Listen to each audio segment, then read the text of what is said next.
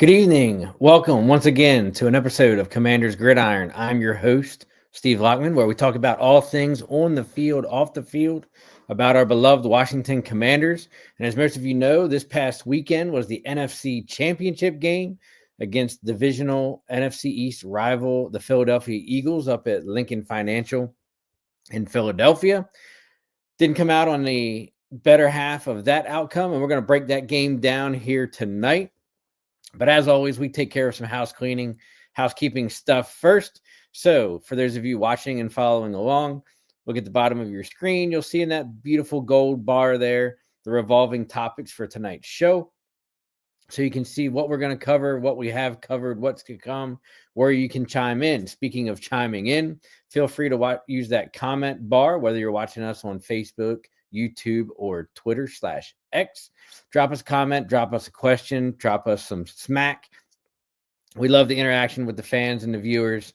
So feel free to drop some comments, and we'll get to your comments as they come into the show.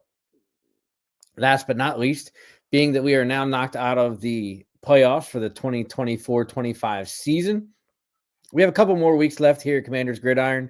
Then we're going to go into kind of like a modified schedule going into the offseason. There'll still be plenty of stuff to talk about, whether it's draft previews, free agency previews, league year opens, mini camps, training camps, stuff like that. We won't necessarily be doing a weekly show. We're still going to be here next Tuesday night, kind of do a season in review show. Might even try and get a special guest here or there for next week.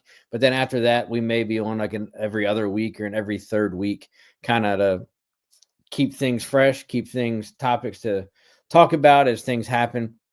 But without further ado, let's jump into tonight's show. So as you see with that revolving bar across the bottom of your screen, the first topic at hand is where in the world is DS? Then the next question that you all are probably wondering is who or what is DS? Now, we don't talk about DS a lot on this show. Bad karma, bad juju, bad vibes.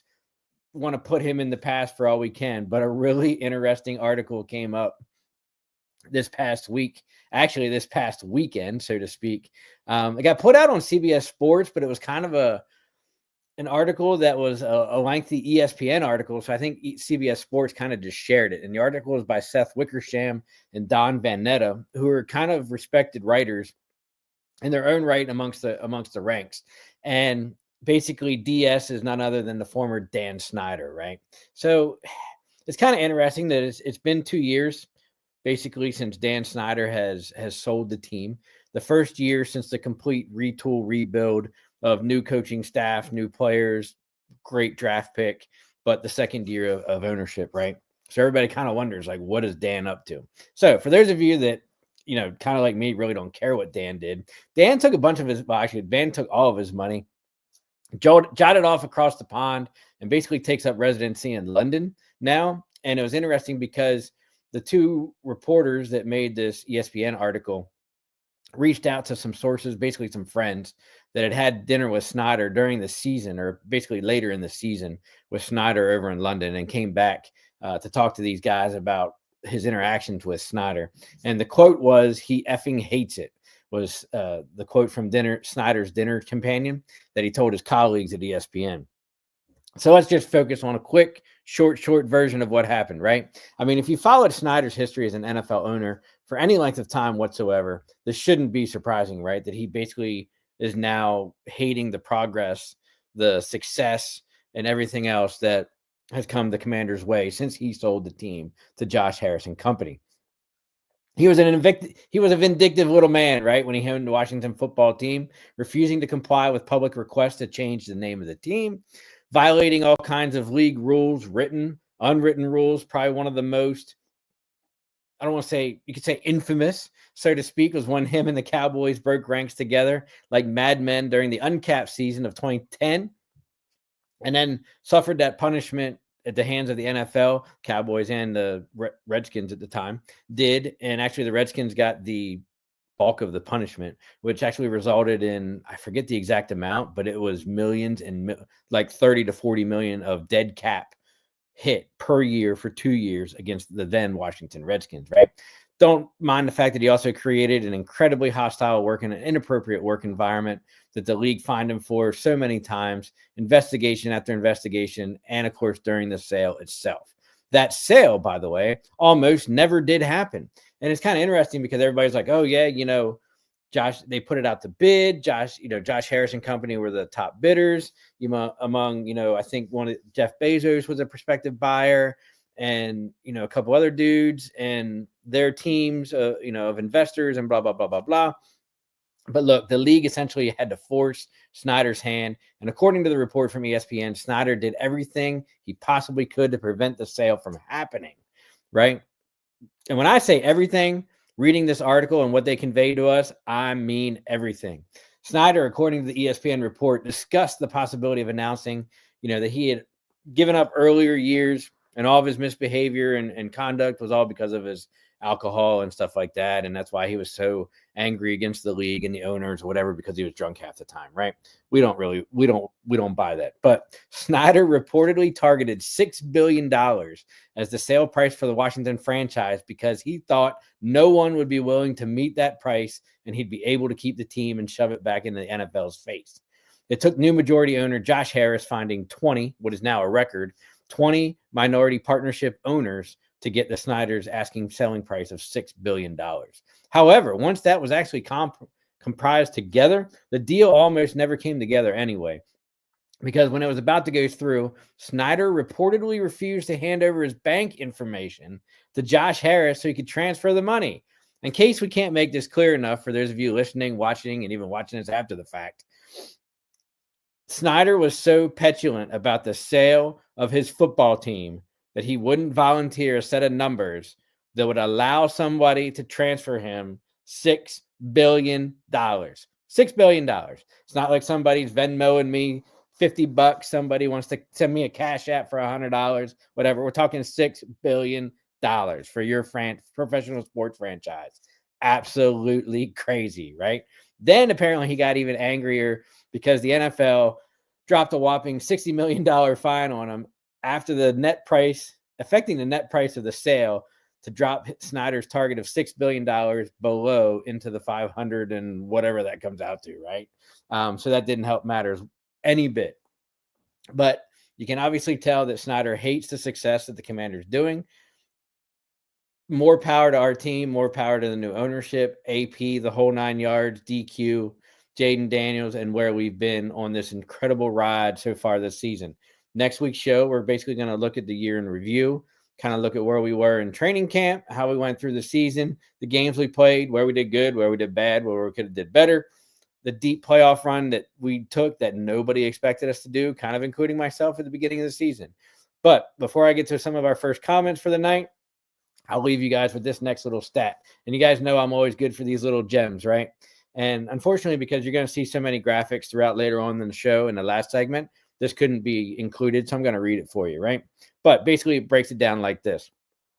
Under Dan Snyder's ownership tenure of 22 years, 23 years, something like that, basically since 1994, is what it came out to. It was 8,821 days. Break that down. 8,821 days under Dan Snyder's ownership that his teams, Washington Redskins, Washington football team, whatever, had 0 NFC Championship appearances. The goose egg. Can't get any worse than that under your entire years of ownership. Like, humor me. You could have got one, right? 553 days. 553. So what are we talking? Like a small midget, 1 year, 2 years, basically 2 years, but one under the new coaching staff. 553 days is all it took under new ownership to have their first of many, hopefully many, NFC Championship appearances for the Washington Commanders. Our buddy, Mr. Joe Sullivan, co-host of that Sully Squad. You can catch him here at Out of the Box Sports on Monday nights. They talk about everything Philly, all sports, not just the Eagles. Good luck to you guys in the Super Bowl. Hey, Joe says, hey, great season for your squad. Yeah, man, I'll tell you what, far exceeded so many expectations of everybody, whether it's local media, national media, fan base, the whole 9 yards. It definitely shows, and we'll talk about it throughout tonight's show and especially next week when we recap the season. But it definitely shows when you have such a change in ownership for the positive that is I don't want to say reluctant, is consistently pushing to let his staff, whether it's administratively with Adam Peters and Lance Newmark, who is now with the New York Jets as their general manager, but whether it's the general management staff or DQ and his coaching staff, run their respective parts of the team for the betterment of the season, for the product that you put on the field, is amazing, right? Didn't really tinker with anything, didn't really get involved. He got in, and there's a lot of speculation and concern that he was getting involved early in the process throughout the summer and during training camp, doing certain things. But it was more to make him educated into the realm of football ownership, right? And you can't discredit the guy for doing that. But what that did do was give him a greater appreciation for the work that was being done by the people that he hired to do that. And I think that we can only expect great things moving forward by the staff that he is collectively gathered together under Adam Peters and Dan Quinn. Now, of course, as you continue to have great seasons, any NFL franchise experiences this. You kind of see it with the Detroit Lions now and so on around the league, that, as you become perennially good, your coaching staff tends to be handpicked for other positions, right? And we're going to talk about some of that here later on in the show. But, at least for next season, we're going to have everybody back, all of the coordinators, head coach, GM. We are going to be picking up a new assistant GM here in the next couple of weeks.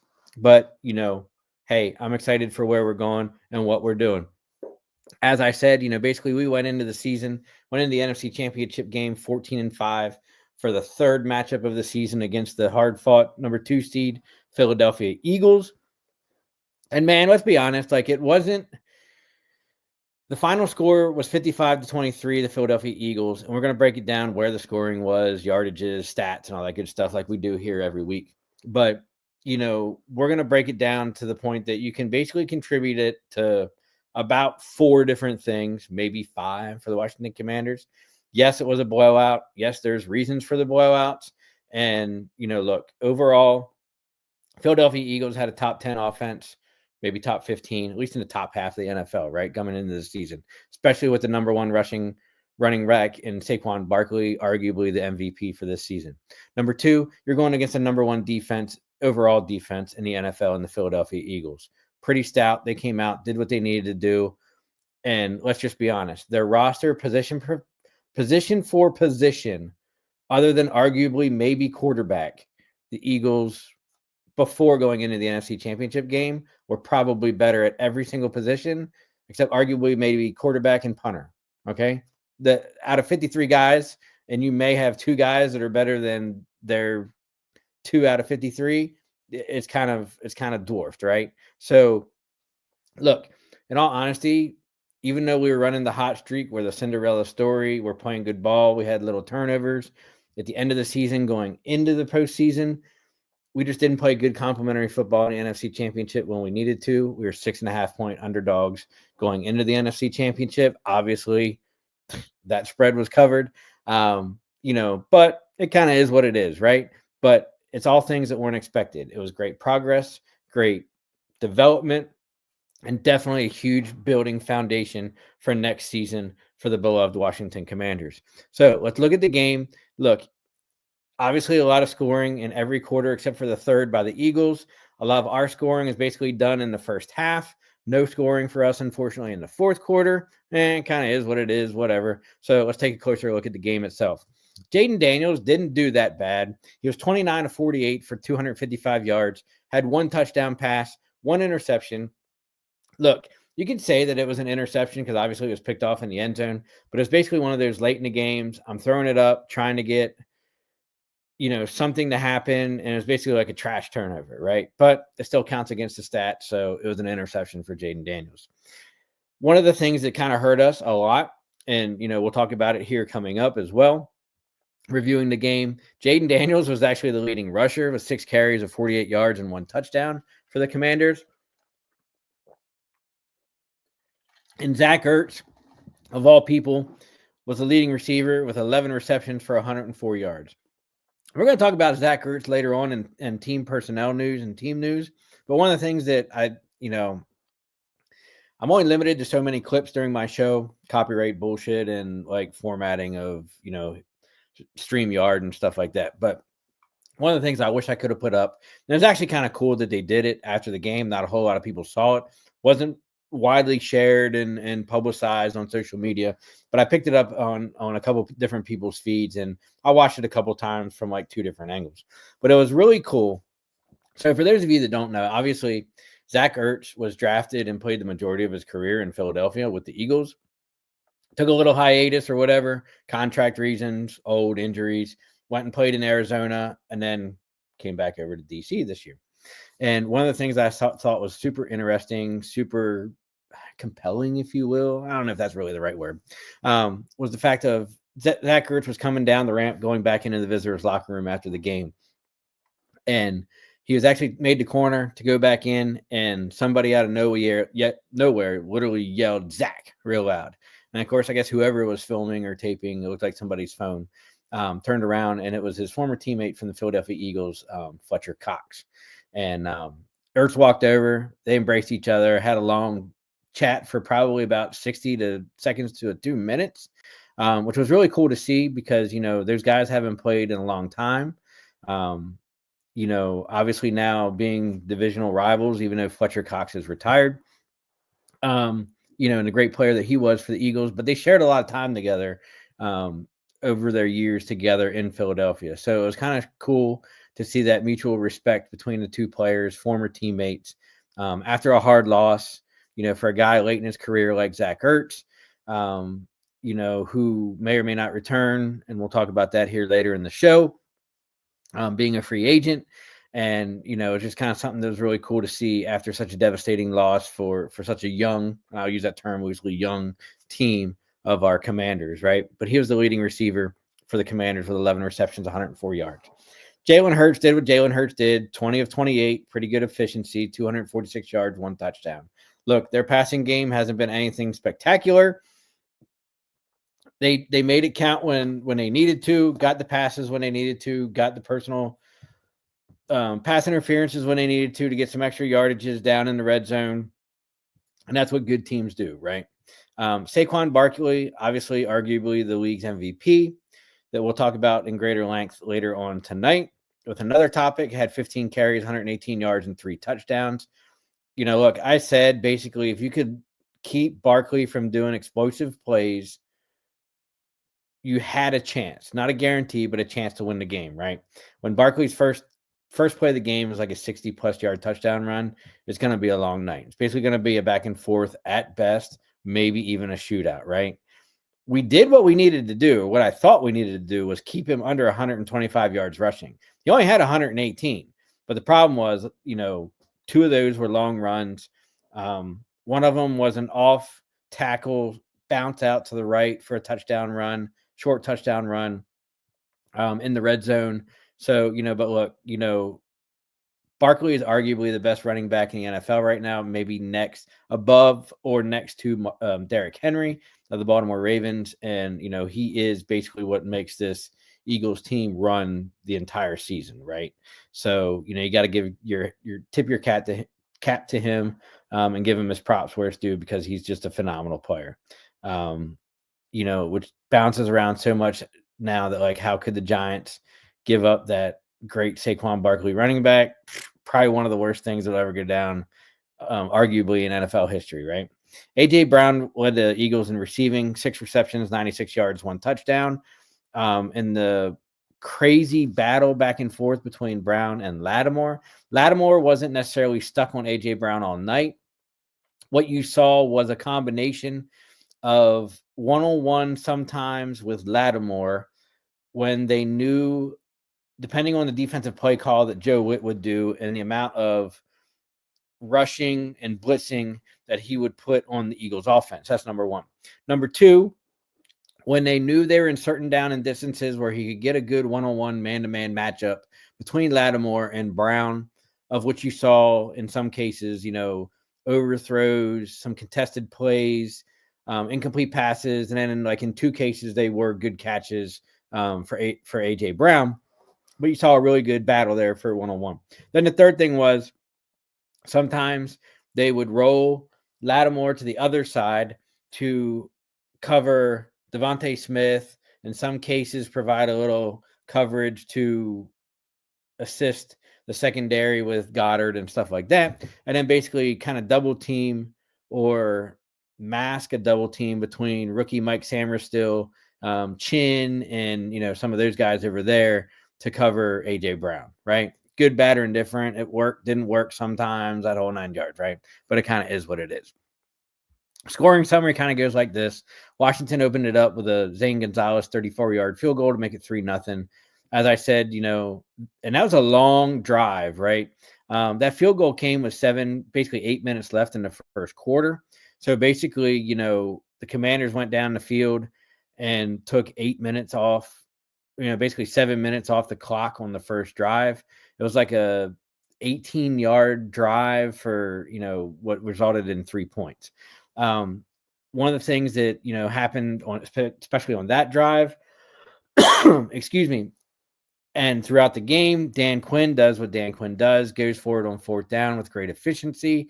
I think they converted at least 2 4th downs on that drive, even though it only resulted in 3 points.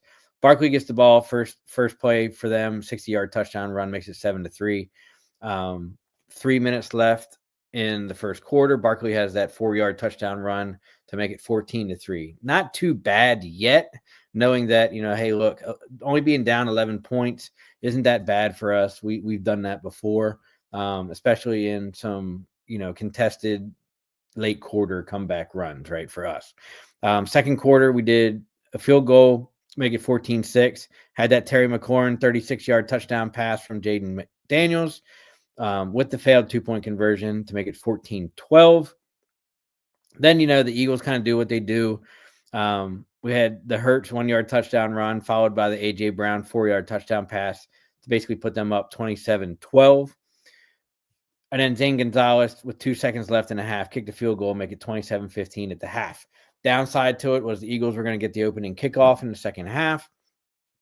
So then it was like, hey, look, can we be somewhat productive on defense, knowing that the Eagles are going to get the ball to come out of the second half? And it's kind of what we did, right? We made the Eagles go 3 and out on their first drive of the third quarter, which kind of gives you hope. A little bit of back and forth, some, basically BS all thrown in there.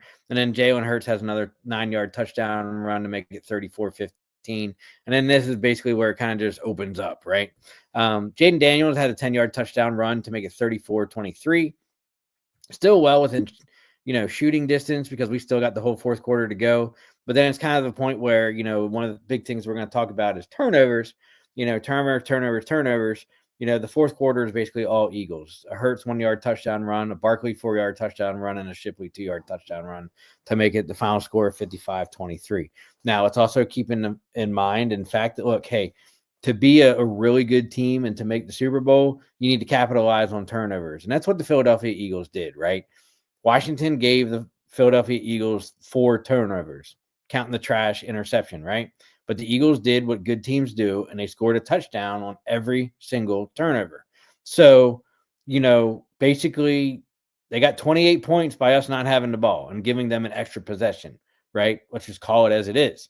So if you take, if we play the normal football that we've been accustomed to throughout the latter half of the season, the last 3 to 4 games of the season, as well as the first 2 games of the postseason against Tampa Bay and Detroit, when we had 0 turnovers, and you take that 28 points off the board, if we would be playing complementary football with everybody like we know how to do, then the game is way closer than 55-23. You're only talking about 1, maybe 2 score game, right? So, but like I said, the Eagles do what they do. They got the number 1 defense in the league for a reason. Now, obviously, turnovers. Turnovers was big.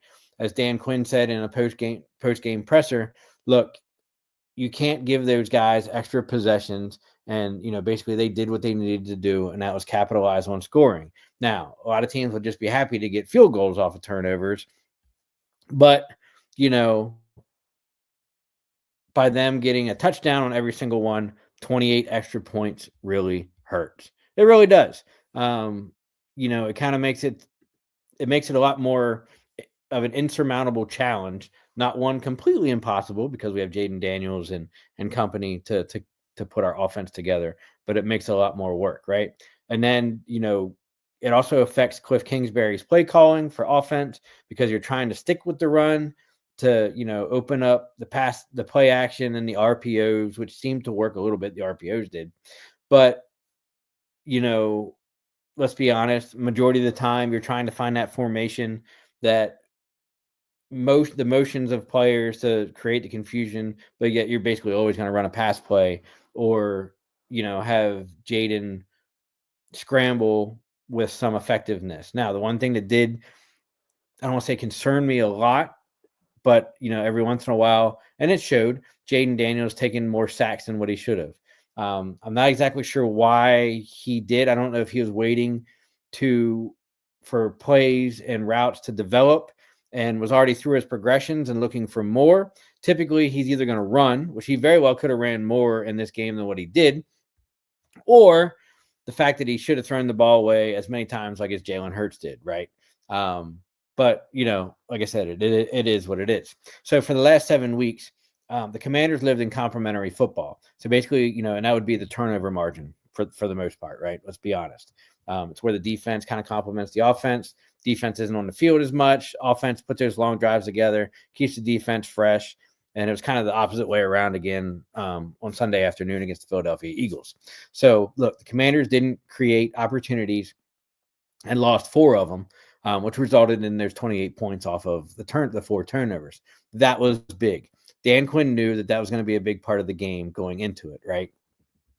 When they had a +6 turnover margin over the last 3 games of the season and then the first 2 of the playoffs, which kind of helped guide them to a playoff victory in the wild card game and then the divisional round against Detroit, that's kind of where you see it. But Philly was kind of doing the opposite of that to get them to where they were in the playoffs as well, right? The Eagles entered Sunday with a +6 possession postseason mark for turnovers, with no turnovers on offense, 4 forced against the Packers, and then 2 more against the Rams in the divisional game. So turnovers played a huge factor into the game. And when you're playing a really good team like Philadelphia, it's kind of one of the things that comes up to, you chalk it up to. And that's why I said, there were a lot of contributing factors to us losing. Look, turnovers was probably the biggest. Lack of somewhat of a running game was probably the second. Defense and kind of Swiss cheese for the most part was a little bit of number 3. You never want to, you always say it's next man up and you don't want to, credit too much to injured players, but let's just call it as it is. Deron Payne being out of the game on the defensive front side of things and Sam Cosmi suffering that, basically season ending, probably won't even play half of next year, torn ACL against Detroit, missing that vital pass run blocking presence on the right side of the offensive line definitely didn't help either going against the number 1 defense in the Philadelphia Eagles. So, look, let's be honest, throw a bunch of snowballs together into one big snowball. And basically that's how the Philadelphia Eagles won. And, as I said at the very beginning of the show, Eagles are, I don't want to say by far, but they're, look, they're the better team. They're better in the trenches, offensively, defensively, have some better skilled position players than we do, obviously, in Saquon Barkley being one of them. Probably A.J. Brown, arguably there. And like I said, there's probably only 2 positions that you can arguably say that Washington has better players in. Other than that, everything tilts Philadelphia's way. We're getting there. We're only in year 1 of the rebuild, rebrand, retool, whatever you want to call it. And with all this success, you got to think that only good things are going to be happening moving forward from this game. However, going on the optics perspection, the outcry of the weekend, you would be remiss if you didn't bring up the officiating, whether it was the Eagles Commanders game or the Kansas City Buffalo game. I think it was more atrocious in the Kansas City Buffalo game, but there were some crucial calls, missed calls as well in the Commanders Eagles game. So, look, here's the deal. Flags are going to be thrown. there's going to be the optics of certain crews that have certain records for certain teams. So, and we'll kind of leave this blanket statement, right? Did the Commanders lose because of the referees? No. Did inconsistency of penalties, good, bad, or different for both teams, contribute somewhat to momentum changes and outcomes of the game? Possibly. Hey, look, I even realized that a rule existed that I didn't know before Sunday afternoon, right? What do I mean by that? We saw this. Everybody saw this that was watching the game, millions and millions of people, right? That dude that looks like Tarzan going horizontal in the center of your screen across the line of scrimmage. And I'm sorry, I don't even know the Eagles center's name because he was out for injury. So it wasn't Jurgens Dickerson, I think it was. That's number 4, linebacker Frankie Louvu. Basically, hey, look, here's the deal. Eagles were at originally like the 1.5 yard line, lined up for the tush push. And basically the Commanders defense was trying to time the count of the snap to help disrupt getting the tush push to be successful. Now, majority of the time, you'd be like, hey, look, the Eagles are always successful at the tush push. But up until this point in the game, don't fact check me, but I want to say that they were only like 50 to 60% successful in this game with the tush push. The Commanders had already stopped it once or twice. And of course, the Eagles were already successful at it once or twice in this game. So this was like the 4th or the 5th time that they were running their special play. But Frankie Louvu kept flying over. And it got to the point where, the referees throw the flag. Hey, look, in all honesty, if you want to break it down, get nitpicky and everything, you could call the Eagles offense offsides for being over the ball. You could say, hey, look, there's an argument for hard counts and all that good stuff, but it was actually comical that Frankie kept flying over the top, right? So then Hockley, I think it was the 3rd flag, says, hey, look, if the defense intentionally keeps trying to interrupt the scoring chances of the Philadelphia Eagles or the offense, then the referee can arbitrarily award a touchdown for the offense. And it's like, whoa, timeout. Like, what kind of BS is that? And I forget who the press box referee was. I don't think it was Mike Peoria. Maybe it was. I don't know. Basically, it's like, yeah, that's some old, outdated rule, but it is in the rule book that the referee can basically arbitrarily award a touchdown or a score for the offense if they so choose. So, but it was kind of interesting. But there were battles all night, whether it was late hits out of bounds, good, bad, or indifferent for both sides of the team, whether it was missed holds for the Eagles, missed holds for the Commanders, the fighting between Lattimore and Brown. Oh, by the way, Lattimore gets his helmet ripped off. He's the only one for a 15-yard penalty, back and forth, hits to the head, pass interference for both teams. I think fans would not be as, I don't want to say irate, but perturbed and upset with officiating if it was just more consistent, right? Speaking of consistent, it's super interesting because, when we talk about refereeing and, having that impact on such a game, you saw more of the impact in the Buffalo Kansas City game with Josh Allen, especially on 4th downs with the ball over. Was he over? Everybody thought it was. The near side says he's short. The far side said he was on, whatever. It's so wild that we don't have technology in 2024 in the NFL that says, hey, look, we can arbitrarily tell you where the ball is on the field at any given time, right? Look, the easiest way I can convey it to everybody is if you think about tennis, if you've ever watched a tennis match, they show you the instant replay with the little colored line and it shows you exactly where the ball hit. Did it hit the white line to be in? Did it hit the, area to be out? Did it hit the net? Whatever.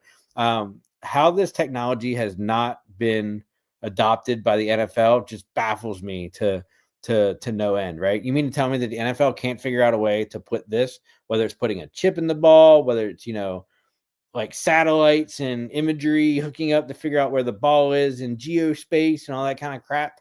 But every week, especially with the way it's becoming such a business, it's, all the gambling tied into it as well, that we're going to leave basically, since I saw this comment and this stat by a former head referee say that the rule came in 1921 to use 2 measure sticks and 10 feet of chain link and use the human eye to be our deciding factor of when a first down is, or instances like that. Like, how can we not get past this to be better, right? To be better. So, like I said, basically in a nutshell, came down, big blowout for all intents and purposes. Great season for our guys. I know you're going to get the pressers after the game. You're going to get the raw emotion. You may not get exactly how guys feel, but you're going to get how guys feel in the moment. And nothing better than our beloved rookie quarterback, arguably the offensive rookie of the year, who we're going to get to later, was Jaden Daniels. And, look, the dude comes off of a performance that, for the most part, other than the trash interception, he didn't have any turnovers. He took some sacks, didn't have any fumbles, didn't have an overall bad game. But, he made the quote, "Hey, I don't want to have to feel like this again." Basically, he said, "This shit sucks. Excuse my language, but I couldn't be prouder of the guys in the locker room and the guys that I had to play with throughout this season during my rookie campaign." He's absolutely right. And that's kind of the things that, even though it's raw, even though it's, post-game pressers, like, that's kind of the emotion and the feeling that you want to have out of your star players. He's shown so much development and maturity as, not only just a quarterback, but a rookie quarterback for us this year, that, we know that we're going to have a great many years of Jaden Daniels and success due to him, right? So it's great to have that. That it wouldn't be a show for us as we go through our game nuggets here and just little tidbits about the games and stats and different stuff that I throw out with you, if we didn't throw shade at some fellow NFC East teams, right? So here we go. I don't know if my fellow out of the box sports guys, Paul and Dave, are watching, but here's your first shade throw. Tress Way, former team MVP up until Jaden Daniels got selected in the draft this year, who's our star punter, has more passing yards, 23. That's not a lot, right? It's like 2 first downs and a little bit of change. 23 passing yards in the conference championship than Dak Prescott. So he has more passing yards in conference championships than Dak Prescott, who has 0. Why does Dak Prescott have 0 passing yards? Because Dak Prescott has not made an NFC Championship in his short career. Another game nugget team note. Bobby Wagner, I guess by virtue of the Eagles going to the Super Bowl, and I guess more the Eagles going to the Super Bowl than anything, because I can't think of his first name, Bond, who's the starting linebacker for the Philadelphia Eagles. Bobby Wagner got selected to his 10th Pro Bowl games. Speaking of Pro Bowl games, it's actually interesting that when Bobby Wagner gets announced that he's selected to the Pro Bowl games, Jaden Daniels and Terry McLaurin announced that they were opting out of the Pro Bowl games. And like I said, I mean, you still get the nod of Pro Bowl selection.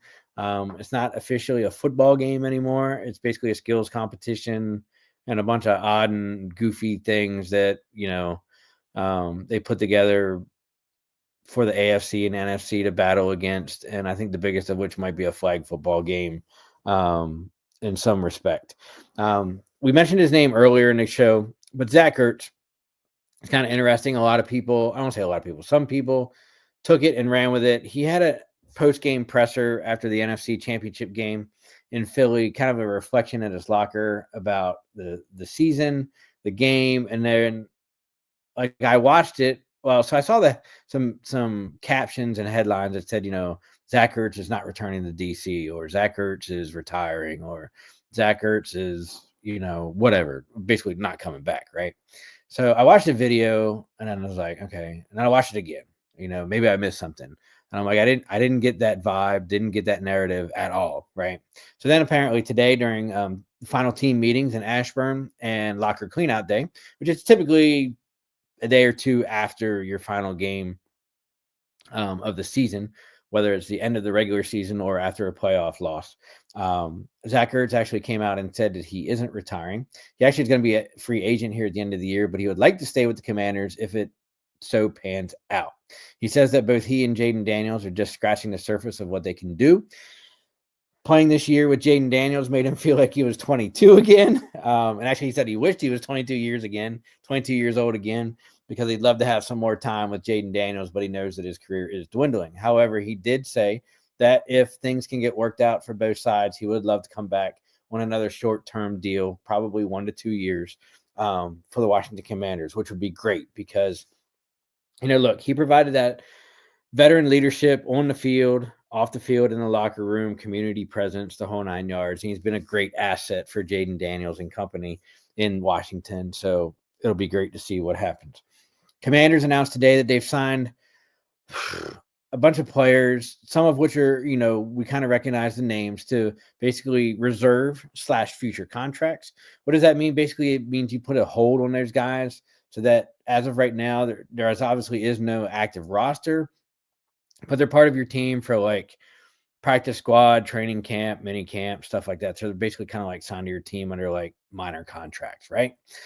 Which included running back Casimir Allen, defensive tackle Fahoko Jr., a guard and Good Jones, quarterback Sam Hartman, tight end Tyree Jackson, defensive end Andre Jones, wide receiver Chris Moore, safety Ben Nickel, and tight end Cole Turner. Some of those names may sound familiar because they were activated throughout the season due to injuries. Some guys came off the practice squad for a hot minute or just kind of made names for themselves for being good guys to make the practice squad and being there throughout the year. So they're kind of rewarded with that going forward. Second to last team note, kind of interest, as since last week's show, look, the Las Vegas Raiders hired Pete Carroll. The Dallas Cowboys went and hired Schottenheimer officially, even though it was kind of projected by, I think, Dave, maybe even Paul, who are our Cowboy experts here at Out of the Box Sports. That only left one coaching vacancy, and that is the New Orleans Saints, who as of this afternoon still had not officially made a coaching hire. But what we can say is Commanders offensive coordinator Cliff Kingsbury, despite interest from the Saints and other teams, has decided to stay in Washington for what will be his second season, according to Fox Sports. Jordan Schultz went on to say that Kingsbury, 45, declined the interview for the Saints head coaching job and is expected to be, as expected, and I would expect it to be a top head coaching candidate in the 2026 coaching cycle. Ken Fry just chimes in and says, hey, great season for the Commanders. Hopefully they can build on it. I hope so too. Thank you for the love from the AFC team. You can catch Ken every week here at Out of the Box Sports on many show platforms. That guy's all over the place. Catch him in the mornings. He does a show for the Black and Silver Layer for the Las Vegas Raiders, does a show called the Bat Cave for the New York Mets, does a show for the Los Angeles Kings for hockey. That guy has some great content on all of his shows.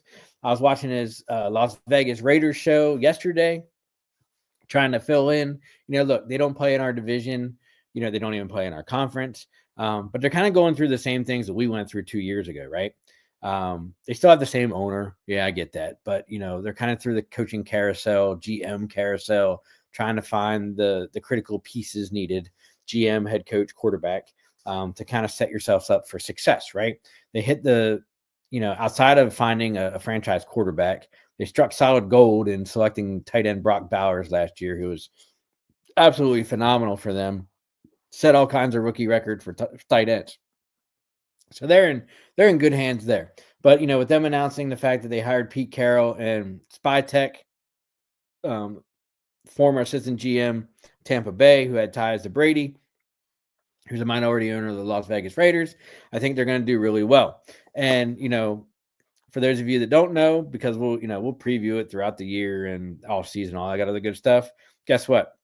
Commanders play Las Vegas next season because we play the AFC West division next year as part of our regularly scheduled 17-game schedule. Yes, we play the NFC East twice for 6 games. We play the NFC North for 4 games. We play the AFC West for 4 games, and then there's 3 extra games put in: Atlanta Falcons, Miami Dolphins, and Seattle Seahawks, based off of the finishing order of where you finished in this year's division, with us being second. Sound simple? All right. But like I said, Ken has some great content of all of his shows and platforms, so catch him here at Out of the Box Sports as well. Last but not least, in the team news, it was a banner season for Adam Peters in his first year as basically the first full year of running the front office. Going into the offseason, he's going to have the third most money to spend in cap space to the tune of $89 million, keep into account that it takes about $9 to $10 million to sign your rookie class, depending on the number of draft picks and signing bonuses and all that good crap. But they say a good round number is about 10 mil. So that'll leave us about $78 million of cap space for free agency. Now, the kicker with free agency, we have a full draft pick allotment to use for next year, including an extra third and fourth, or an extra fourth round pick next year as well. But we also have tons of one-year veteran deals expiring. What I mean by that is we have like 24, 25 free agents that were either off of multi-year contracts or off of the one-year veteran deals that we did going into this season, right? So what is that? So even though it seems like we have a shit ton of money to work with, the downside for Adam Peters, and we're going to let him cook and see what he can do, is we only have, out of the projected 53-man roster that you have to enter the regular season with, we only have like 24 to 25 guys under contract for next season. So we have half a team plus a full draft class to sign. And then, oh, by the way, somehow throw that into a pot and kettle, stir it up real good and put together a winning team and follow up this year's campaign, right? Pretty arduous task, especially when you play in the NFC East. Oh, by the way, the division winner is going to play in the Super Bowl in 2 weeks. You play the AFC West.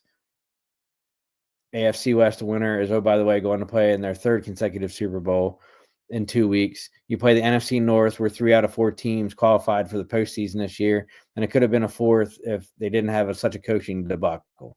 So we're going to definitely have our work cut out for us next year, but there's no reason why we can't at least repeat to get into the postseason. Are we going to get as far? Who knows? It'll be interesting to see what we do in free agency and the draft and where we fill our holes, but we'll talk about that throughout the season. And lastly, before we get into the NFL awards, our NFL awards segment is brought to you by Jason Fine, aka Attorney Big Al. You can reach Jason at 1-800-HURT-123, specializing in motor vehicle accidents, slips and falls, workers' compensation, personal injury claims. He's got 3 convenient office locations throughout Pennsylvania and New Jersey, with one located in Philadelphia, PA, one in Cherry Hill, New Jersey, one in Pittsburgh. Reach out to Jason for all of your legal needs and legal representation. Remember, if you don't win, he doesn't collect. Tell him he saw his advertisement and his beautiful mugshot here at Out of the Box Sports, and he'll be happy to work with you to iron out all your legal needs. That's Jason Fine, a.k.a. Attorney Big Al, at 1-800-HURT-123. Jason Fine, Mr. Big Al, is bringing to us our last segment, which I've titled the NFL Awards. And this is where, hey, look, for those of you that are still watching, here we are almost 50 minutes into the show. Last segment, 10 minutes long. Let's have a little debate. Feel free to comment, throw me your thoughts, throw me your choices as we roll through these, right? So first up, my little scroller is going to interfere with the bottom of the graphic. But this is the Assistant Coach of the Year award for the NFL honors. The finalists that were announced were Joe Brady, offensive coordinator of the Bills; Fangio, defensive coordinator of the Eagles; Flores, defensive coordinator of the Vikings; Glenn, defensive coordinator of the Lions; Ben Johnson, offensive coordinator of the Lions. Now, so all these guys probably arguably kind of deserve to be there, right? All great coordinators, all great coaches. But, in some level, when you think of Assistant Coach of the Year and where you take your team from where they were projected, and where they ended up, I think you could arguably say that Cliff Kingsbury should be on that list. Now, would Cliff Kingsbury win Assistant Coach of the Year? Probably not. But he could arguably be better than Joe Brady, although Joe Brady has done a lot with a little, right? I mean, when you have like a wide receiving core like he does in Buffalo, okay. Fangio is really good, put together in the number one defense in Philly. Obviously, he's probably going to be the front runner, maybe. It's probably going to either between him, because they don't really take postseason into account, right? Voters are already voting, votes are already in before they hit the postseason. So this is basically for the regular season body of work. So when you kind of look at that, you kind of look at, hey, look, Ben Johnson put the Detroit Lions together before they got obliterated by the Commanders in the postseason. That basically, they were stomping everybody, highest producing offense in league history, blah, blah, blah, blah, blah. But, Kingsbury could be on that list. At least get a nod for honorable mention, right? So I think winner of the assistant coach of the year would probably go to either Fangio for being the number one overall defense, or Ben Johnson as the offensive coordinator for the Detroit Lions. Next up is coach of the year for the NFL honors. Dan Campbell, Detroit Lions; Kevin O'Connell, Minnesota Vikings; Sean Payton of the Denver Broncos; Dan Quinn of the Commanders; Andy Reid of the Kansas City Chiefs. All arguably worth the nod there. I know that on the national sports media shows, Dan Quinn is not getting any love at all. However, not just because it's the Commanders show, but, I get it.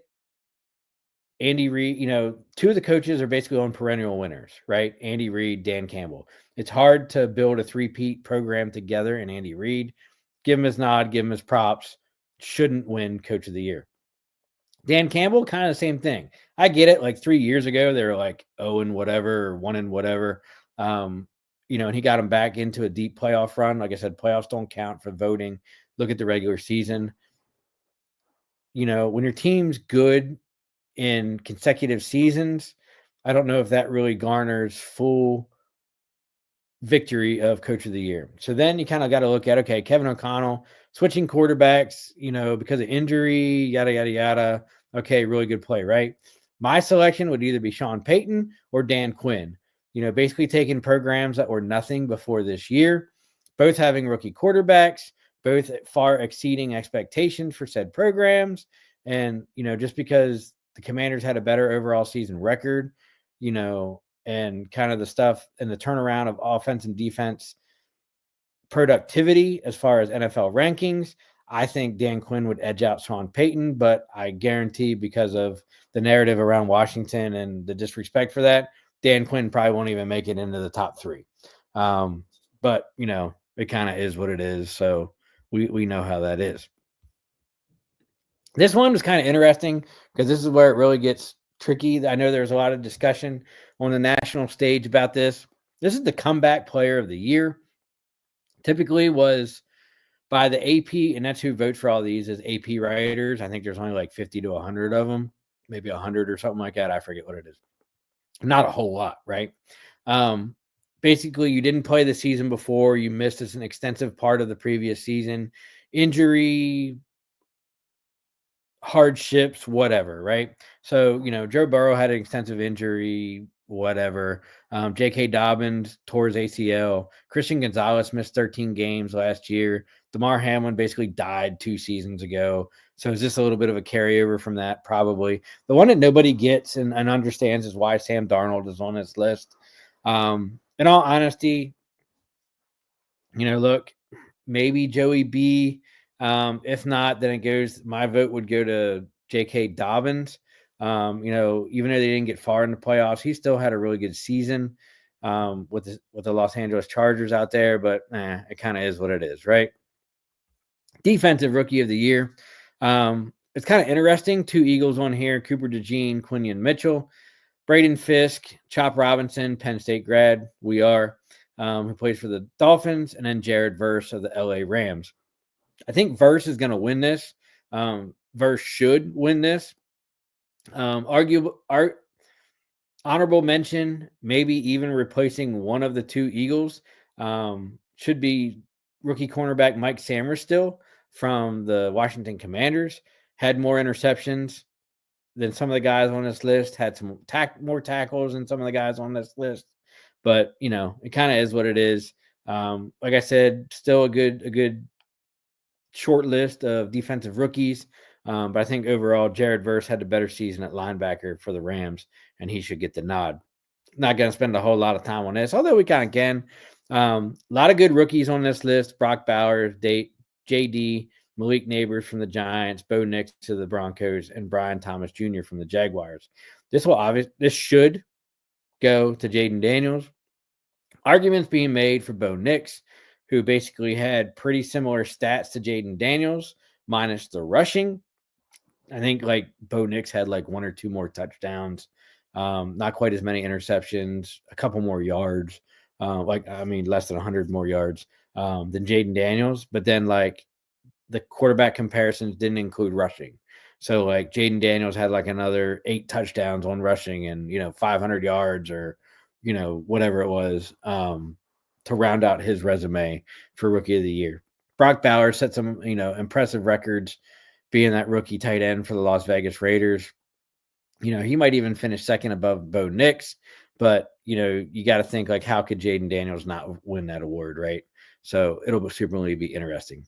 Defensive Player of the Year: Zach Bond from the Eagles, Garrett from the Browns, Trey Hendrickson, who actually led the league in sacks for the Bengals, Patrick Surtain resurrected his career in Denver, and TJ Watt for the Steelers, who's actually a free agent at the end of this season. So, arguably there could be an argument made for each one of these guys. I would lean towards Trey Hendrickson and or Myles Garrett just because of the defensive presence. For what those guys were able to accomplish this year, even without, a defensive supporting cast around them. Be interesting to see how the AP voters go on the defensive player of the year. Speaking of defensive player of the year, the offensive player of the year, or the Oh Boy,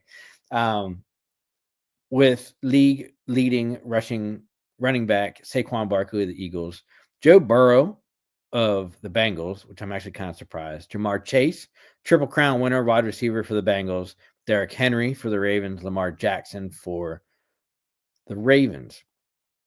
Now, here's the catch, right? A lot of guys think that if you are in the if you're in the MVP nominated category, then you may not necessarily be or should be in the offensive player of the year. Or vice versa, that if, the 5 people in the offensive player of the year are in the MVP, because typically there's never really a defensive guy.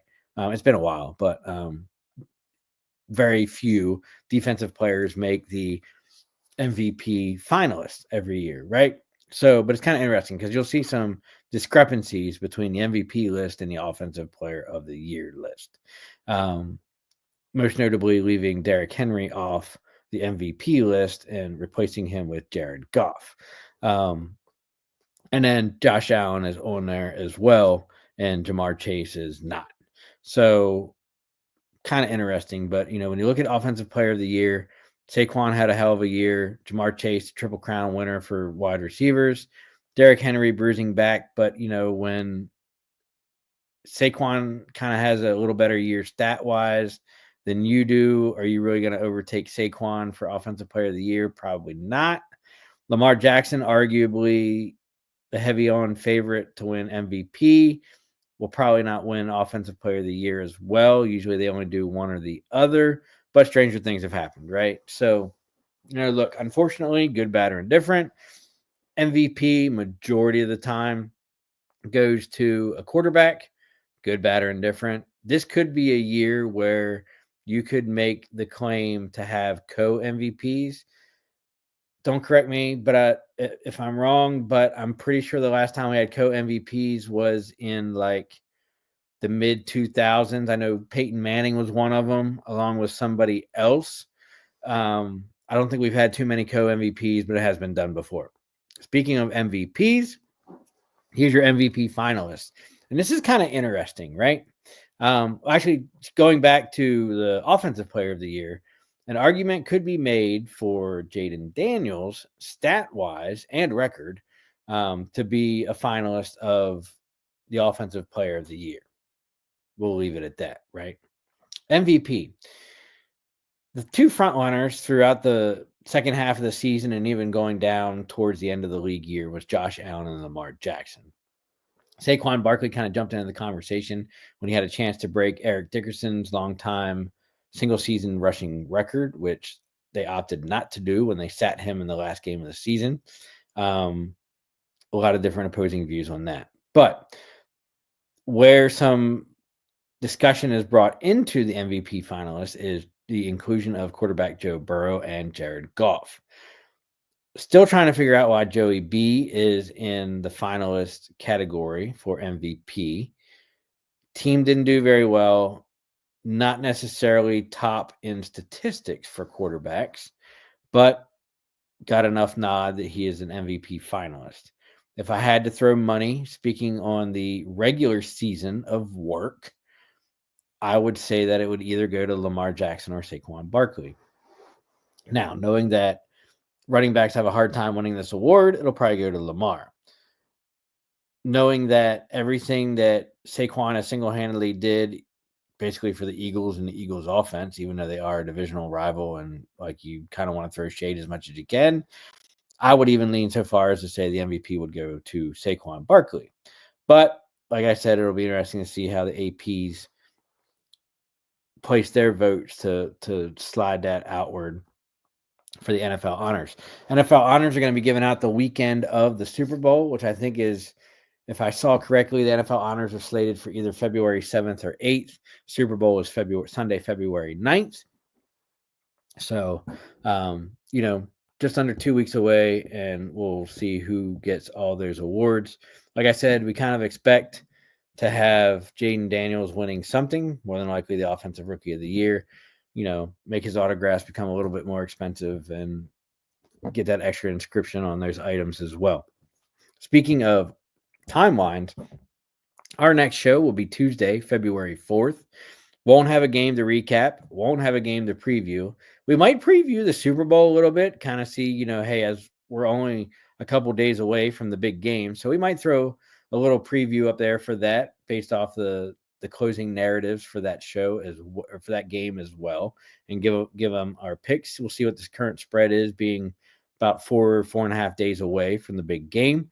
We'll do a season review, kind of looking back at our season record, how we exceeded expectations, kind of where we fell short in some areas, kind of look ahead at some of the needs that we have going into the offseason. Probably won't be a full hour long, but enough that we can get about halfway to 2/3 of the way there to bring the program home. So for all of those of you that are still listening, be a friend, tell a friend, give us a like, follow, and subscribe at Out of the Box Sports Network on Facebook, YouTube, Twitter, X, as well as Commanders Gridiron on social media platforms where you can find all of your on the field, off the field Commanders information. Next show, Tuesday, February 4th, 8:30 p.m.